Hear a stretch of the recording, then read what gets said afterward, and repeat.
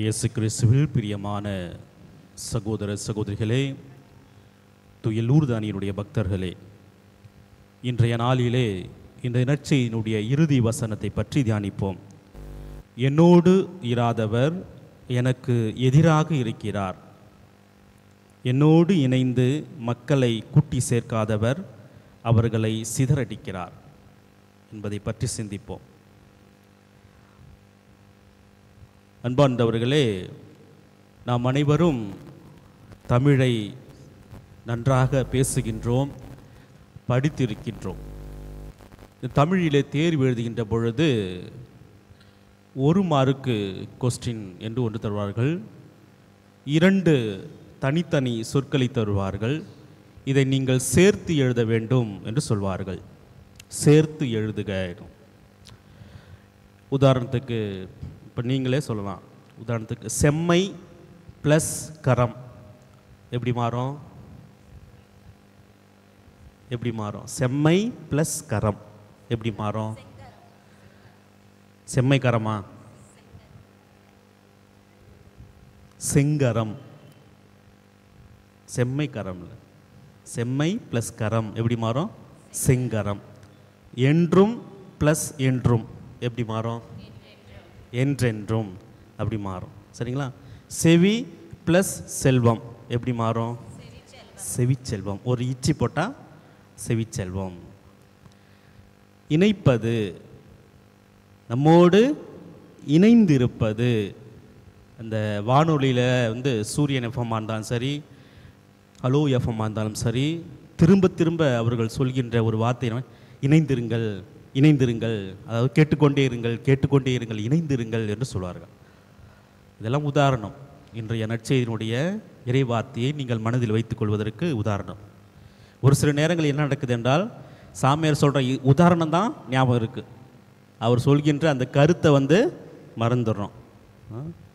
ஏதோ அந்த உதாரணம் ஞாபகம் இருந்தால் போதும், அதன் பிறகு ஆவியானவர் உங்களில் செயல்பட்டு தன்னுடைய திட்டத்திற்கு ஏற்றாற் போல உங்களை வழிநடத்துவார். இதெல்லாம் உதாரணம். இணைந்திருங்கள். அப்போது கடவுளுடைய மகனாகிய கடவுளுடைய பெயரே இம்மானுவேல் தான். இம்மானுவேல்.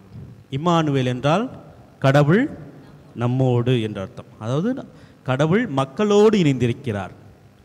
ஆனால் மக்கள்தான், நாம் தான் நமது சுயநலத்தால், நமது பலவீனத்தால், நமது சொல்லால், செயலால் அன்புக்கு எதிராக வாழ்கின்றோம், அன்புக்கு எதிராக பேசுகின்றோம், கடவுளை விட்டு தூர இருக்கின்றோம். கடவுள் அழகாக சொல்றார், என்னோடு இணைந்து மக்களை கூட்டி என்னோடு சேர்க்காதவர் சிதறடிக்கிறார் என்று சொல்கிறார்.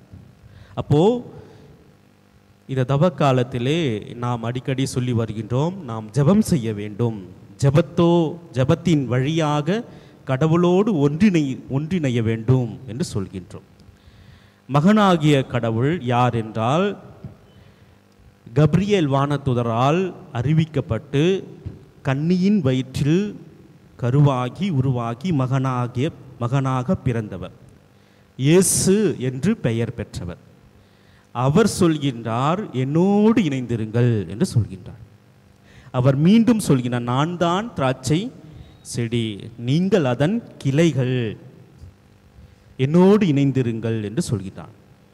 சுமை சுமந்து சோர்ந்திருப்போரே எல்லோரும் என்னிடம் வாருங்கள் என்று சொல்கின்றார். நானே வழியாக இருக்கின்றேன் என்று சொல்கின்றார். என்னிடமிருந்து கற்றுக்கொள்ளுங்கள் என்று சொல்கின்றார். உனது சிலுவையை தூக்கி கொண்டு நாள்தோறும் என் பின்னே வாருங்கள் என்று சொல்கின்றார். இப்படி பல்வேறு வகைகளே இயேசு நம்மை அழைக்கின்றார், அவரோடு இணைந்து இருப்பதற்கு அழைக்கின்றார்.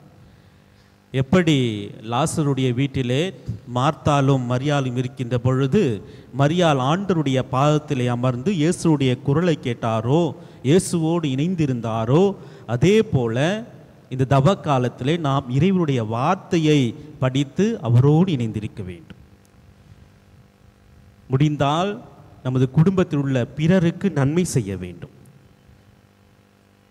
எப்படி இயேசுனுடைய சிலுவையை தூக்குவதற்கு சீமோன் உதவி செய்தாரோ, அதே போல பிறருக்கு நம்மாலான உதவியை செய்ய வேண்டும். குறைந்தபட்சம் பிறருக்கு தீமை செய்வதை நிறுத்தி கொள்ள வேண்டும். இந்த தவ காலத்திலே எந்த வகையிலும் சரி, சொல்லாலும் செயலாலும் எண்ணத்தாலும் பிறருக்கு தீங்கு விளைவிக்காத மனிதர்களாக வாழ முயற்சி எடுப்போம். எல்லாம் வல்ல இறைவன் நம் அனைவரையும் ஆசீர்வதிப்பாராக. ஆமென்.